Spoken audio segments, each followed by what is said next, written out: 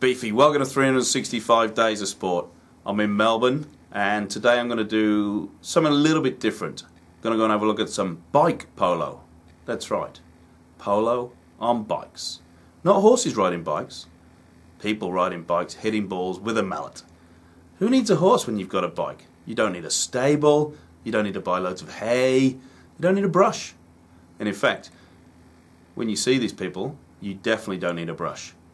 So, Rob's already gone out to have a look at the action. In the meantime, check out some of these clips from around the world, and then we're going to have a look at the Melbourne scene. We'll check back in later, see how we go. So, today, bike polo.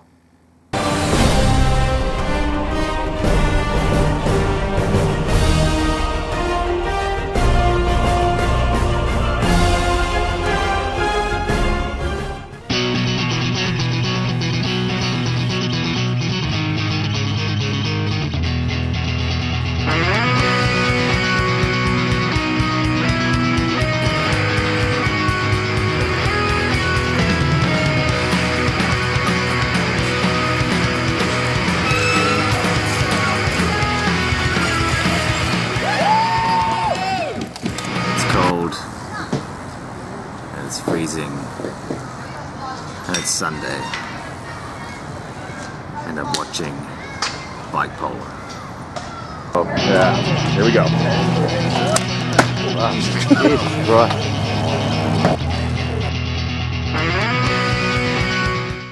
How long until the World Cup? It's World Champs or World Cup? World Championships. World Championships. Yeah. When does that take place? That's the end of August. It's in Montpellier in France. Yeah, so... Are you fired up?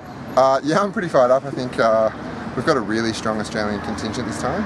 Probably the strongest top 4 teams that have ever kind of been to the Worlds. Very strong teams, probably the strongest. It'd be good to get someone in the top. It'd be amazing to get someone in the top 10. Right. But I think anything above top 30 would be a pretty amazing result for our continent anyway.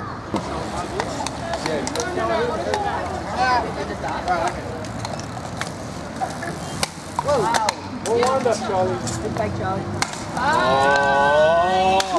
Oh, that was impressive. All right, Dave, that was fairly vigorous stuff out there. How are you feeling? Yeah, not too bad. Just recovering from an injury, so trying to be a little bit cautious at times. What did you do? I broke my thumb. Is that the worst of your injuries you've had along the way, or has there been a few? No, that was the worst. I had to have surgery, so... Right. Yeah, it was the worst I've had. Okay. Don't want to have another one like that. My primary concern when watching is there's a fairly good chance of falling off. That's a fair observation. Yeah, I think that is a fair observation. Yeah. There's a good chance of falling off at any given time. That obviously doesn't concern you too much. No, not really. I think I've played enough sports where falling off's not an option. So I think it's a matter of finding the edge of your limit and then playing as much as you can just before your limit and trying not to go outside your limit. So you're just on that edge of falling off, but you don't. So yeah. If you're going to go to the World Cup, you have to be not worried so much about falling off as opposed to other elements of the game. Yeah. I think the world game is quite different to the way we play. Obviously it's a tournament, so the stakes are high, but the game is a lot more physical. We play with full height boards, which brings a lot more of the ice hockey-esque vibe to the game, which means that it is more physical. You can close people down on the boards, which means that there is shoulder-to-shoulder contact more often than there is on an open court like this. It's also a larger court, probably about at least 8 or 9 metres longer. So the speeds you can get up at a full tilt are probably a little bit more. So yeah, the stakes are higher, but I think it's a better game. I personally think that playing with full height boards is safer because you can't fall over them. Sure. So you do have to wind it back slightly on a court like this, which we all try and keep in mind. But occasionally occasionally you'll push your limit and you'll fall over. But I think everyone has to accept that risk when they walk on the court. So what sort of hours are you putting into promotion of the sport and that sort of thing? What are you? Well, we have a newbie night every Wednesday where we encourage new players to come along and give the sport a go. We wind back the intensity of the games by, obviously the more experienced players are still on court to guide play, but we try to wind it back and be more accommodating of the players with less skills, try and have slower games, because it can be quite intimidating for someone who's not played before. So Wednesdays has been a big boon for us in terms of growing our player numbers, and a lot of the people you see here were, let's say, they were players just in summer. They came along to our newbie night, and 3 or 4 months later they're playing, not playing at our level necessarily, but they're playing with us, and they're really the expansion of their game. They can definitely play at the speed we play. And I think it's a fast learning curve. I think that's the best thing about the sport. I think that having a newbie night and then having your odd fast game, it enables the newbies to see what's possible, what they're trying to work on, and it's important that they realise that there is a lot to work on for every player, no matter how good you are.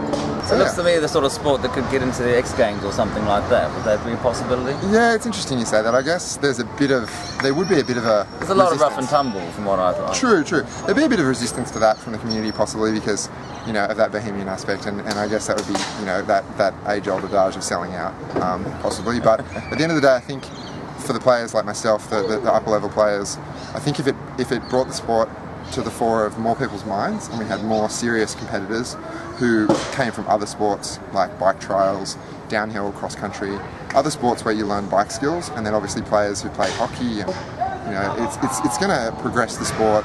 There's still a long way to go in terms of what we can achieve and fine mallet skills, and I think we're only seeing the infancy of the sport really. We're just getting into that mid-ground where we're starting to really expand, but I don't know if it'll ever be snowboarding or skateboarding. I just think.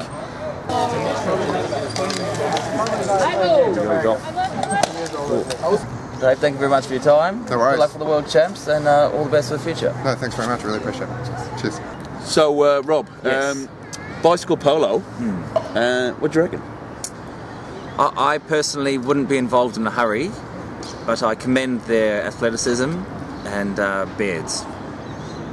Oh, so there is a future. Yeah, well, that was definitely your. When we do come back to this one, you're taking it. That's for Yeah. sure. Yeah. No, I think I agree with you. I applaud their endeavour. There were a few T-bones. There were a few guys going to ground, and as we just saw with Dave, that he snapped his thumb off. Yes. So So I'm sticking with my Bambi chance of death rating.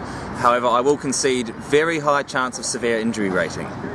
severe injury rating, yeah, that's very true. That ball gets well walloped. The one thing I do admire though, there was a beer aspect. Well, it's actually technically it was cider. I saw. Nothing wrong with that. There's nothing wrong with that. Well, For all the gout sufferers in the world, there's nothing wrong with snake that. bites and all that sort of stuff. You do strange things up there, you lot. Yeah. But apart from that, it's good. The cyclists can expand their horizons, so to speak, and there's a bit of ball aspect to a cycling sport. They're sort of the X Games bohemian rejects in some respect. I felt, in a positive way, of course. Yeah, always positive. Happily on the outer. You following? Always. Good. I'm sure the viewers are. Yeah. Alrighty. So that was bicycle polo. It's in Melbourne. There is a kind of Australasian competition, and there is a World Cup. And before you know it, I don't know the dates off the top of my head, not surprisingly, but Rob and myself will hopefully be there in 2015, 2016. And Beefy will be competing. No. He's got the beard. I'm liking the beard aspect, but competition-wise, I can't see me being in the World Cup. I can at best do an Abraham Lincoln. I can't compete with what you got there. Yeah, So no, it's definitely. all yours. No, the beer drinking, cider drinking, alcohol consumption, I should say, I can definitely give that a good go. You really are a giver. Yeah, I just never stop giving. Just sort of greater good, Robin Hood. Yeah. What's next on the agenda? We're going to watch